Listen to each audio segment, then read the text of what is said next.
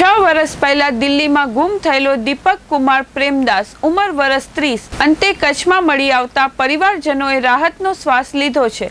લાંબા સમયથી પરિવાર તેની શોધખોળમાં હતો, જ્યારે દીપક કુમાર જુદા જુદા રાજ્યોમાં રખડતો ભટકતો ફરતો રહ્યો હતો।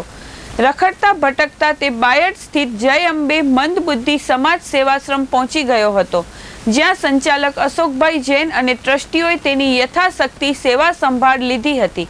માનવ જ્યોતની સામાજિક કાર્યકર રીતુબેન વર્મા આશ્રમની મુલાકાતે ગયા સમયે દીપક કુમારને ઓળખી તેમને સાથે કચ્છ લાવ્યા હતા। ત્યારબાદ શ્રી રામદેવ સેવાશ્રમ પાલારા કચ્છ દ્વારા તેને આશ્રય અપાયો અને ભુજની માનસિક આરોગ્ય હોસ્પિટલમાં સારવાર કરાવવામાં આવી, જેથી તે ધીમે ધીમે સ્વસ્થ બન્યો।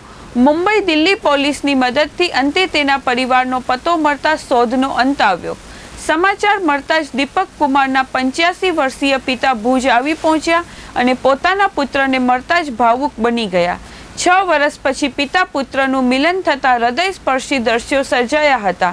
હાલમાં દીપક કુમાર 36 વર્ષનો થઈ ગયો છે અને અનેક કઠિન પરિસ્થિતિઓનો સામનો કર્યા બાદ ફરી પોતાના પરિવાર સુધી પહોંચી શક્યો છે।